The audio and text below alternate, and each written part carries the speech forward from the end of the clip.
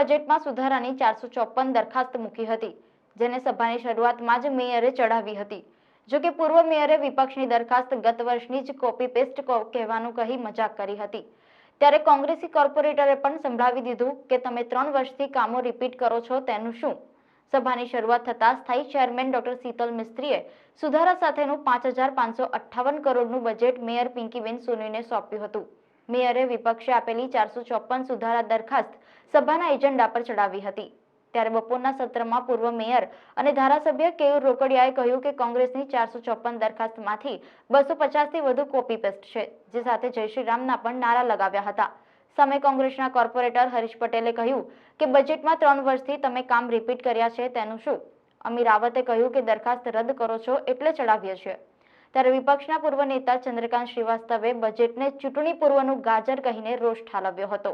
સૌથી પહેલાં તો વડોદરા મહાનગરપાલિકાએ વડોદરા શહેરની સુખાકારી માટે જે 5558 કરોડ રૂપિયાનું બજેટ કોઈપણ પ્રકારના કર દર વધાર્યા વગર વડોદરાની જનતા માટે આપ્યું છે। વડોદરા મહાનગરપાલિકાની સમગ્ર ટીમને હું ખૂબ ખૂબ અભિનંદન આપું છું।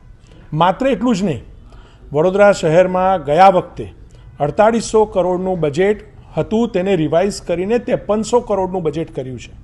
એનો મતલબ એવો થાય છે કે જ્યારે કોઈ બજેટ રિવાઇઝ થતું હોય છે અને એની લાગતમાં 500 કરોડની આજુબાજુનો જો વધારો થતો હોય છે, એટલે 500 કરોડની આવક કોર્પોરેશનની વધી છે અને એના માધ્યમથી કોર્પોરેશન લોકોમાં વધુ વાપરવાનું છે, વધુ ખર્ચ કરવાનું છે। આ દિશાની અંદર આનો મેસેજ હોય છે। અને એટલું જ નહીં, રાજ્ય સરકાર પણ વડોદરા મહાનગરપાલિકાને ગત વર્ષે 178 કરોડ વધુ આપ્યા છે અને કોર્પોરેશનની પોતાની 70-80 કરોડની આવક વધુ થઈ છે, ત્યારે આ રિવાઇઝ બજેટ થતું હોય છે।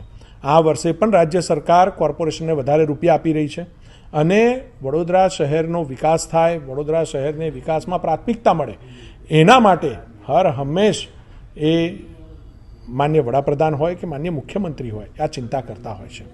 અને આજે જ્યારે આ સામાન્ય સભાની અંદર ચર્ચા દરમિયાન એક વિષય પર મારું પણ ધ્યાન ગયું કે કોંગ્રેસે ગત વર્ષે એવી દરખાસ્તો ચડાવી હતી કે જે દરખાસ્તો મારા મેયર કાર્યકાળમાં હું મેયર તરીકે બેઠો હતો ત્યારે મેં એને પરત ખેંચાવડાવી હતી। અને આ વર્ષે પણ કોંગ્રેસે જે દરખાસ્તો ચડાવી છે, 450 જેટલી દરખાસ્તોમાંથી 350 જેટલી દરખાસ્તો એક માત્ર કોપી કરેલી છે, કાના માત્રનો પણ ફેર કર્યો નથી। ત્યારે ખરા અર્થની અંદર વિપક્ષ તરીકે કોંગ્રેસ સદંતર નિષ્ફળ ગયું છે। કોઈપણ દરખાસ્તની અંદર કાના માત્રનો ફેર કર્યો વગર જ્યારે દરખાસ્તને મૂકવામાં આવે છે, એનો મતલબ કે કોઈપણ જાતનો સ્ટડી કરાતો નથી, લોકહિતની વાત થતી નથી, માત્ર પોતાના વર્ષો જૂના ઘસાયેલા મુદ્દાને જ લઈ અને લોકોના મનની અંદર ખોટી ભ્રમણા પેદા કરવા માટે અમે આટલી બધી દરખાસ્તો ચડાવી છે, તમામ દરખાસ્તો ડિસ્ક્વોલિફાઈડ કરીએ છીએ, આવું ખાલી લોકોને મેસેજ આપવા માટે દરખાસ્તો ચડતી હોય છે, સ્ટડી વગર ચડાવતા હોય છે। અને 454માંથી 354 જેટલી દરખાસ્તો હું આ મીડિયા સમક્ષ મૂકી શકું એમ છું।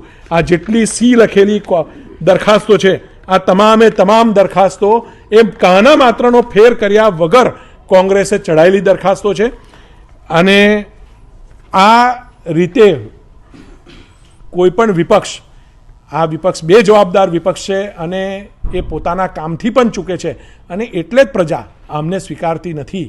આની પાછળનું મૂળ કારણ કે એ સાચા પ્રશ્નો ઉઠાવવામાં, સારી રીતે રજૂઆત કરવામાં પણ નિષ્ફળ રહે છે।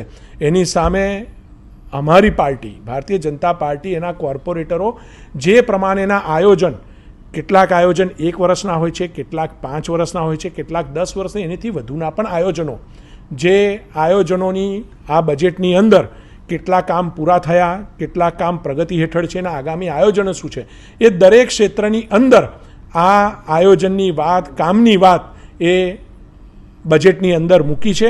માટે કોર્પોરેશનને હું ખૂબ ખૂબ અભિનંદન આપું છું।